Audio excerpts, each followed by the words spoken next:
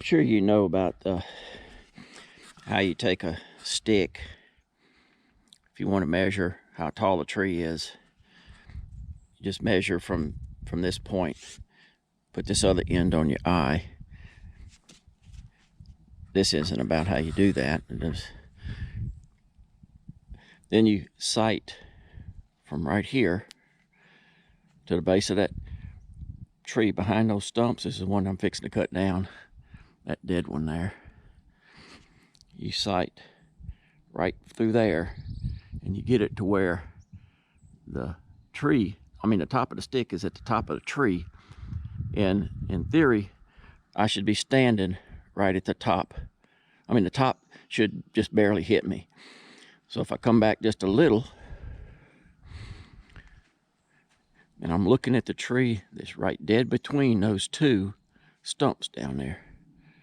If I come back here and look, I'm way in the clear. So the tree shouldn't fall further than this, if it falls this way at all. And you could use any kind of stick. I just use one of Priscilla's good brooms. My problem is, I don't want to hit this tree. I don't want to hit that tree. And I really rather not hit those stumps, but I'm going to have to. There's a tree between them. I don't want to hit that tree. So, and there's the tree. And if you look, the other pine tree, which I probably should cut down first, but I'm just not going to, it's got like 3 limbs that are coming out. And those are really big enough to kind of kick the tree over this way. If it kicks it over this way some, to the left, it stands a good chance of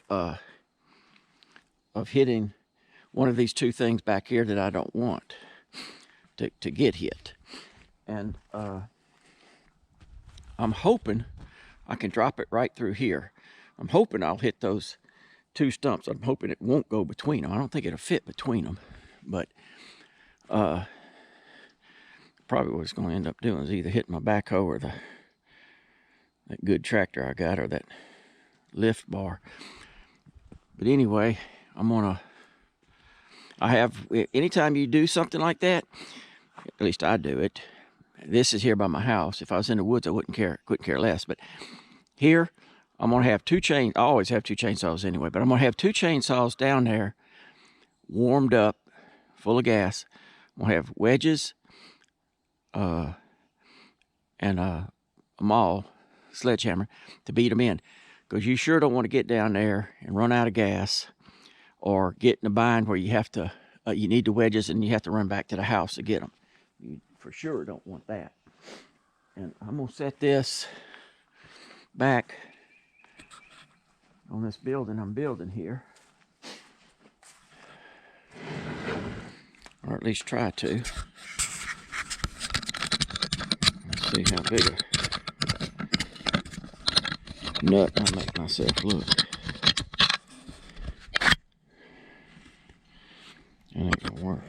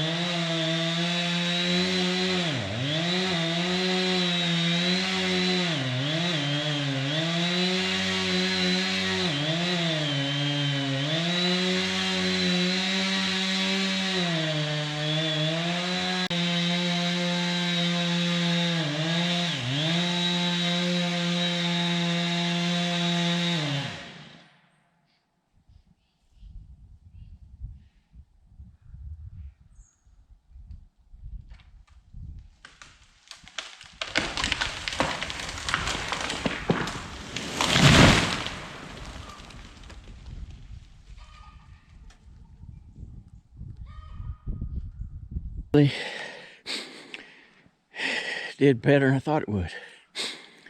I missed the stump, which is good because I didn't want the tree to break. A lot of times when you hit something like that, it'll it's a dead tree down here. Well, it's dead all the way down, but if you hit something like that, it'll crack it. And it's actually still a pretty good solid tree, especially for the sawmill, which is where it's fixing to be. What I did was I went to get the wedges, and then I guess that put a little bit of fear in it. But I tried to cut through on this side and hold that. And the reason, because I needed it when it got to those limbs to hold toward on this side of that tree and to spin around. And which is kind of almost what it did. Or at least that's my story, and I'm sticking to it. But one thing I stopped. You can see where I stopped, just short of my wedge there. You got to be careful that you cut far enough through that you don't pull up in here, because you can actually pull up in here, and you can run a foot or more sometimes of fibers on that tree. But that, I'll call that good enough for the girls I go out with anyway. Get to sawing it up to length.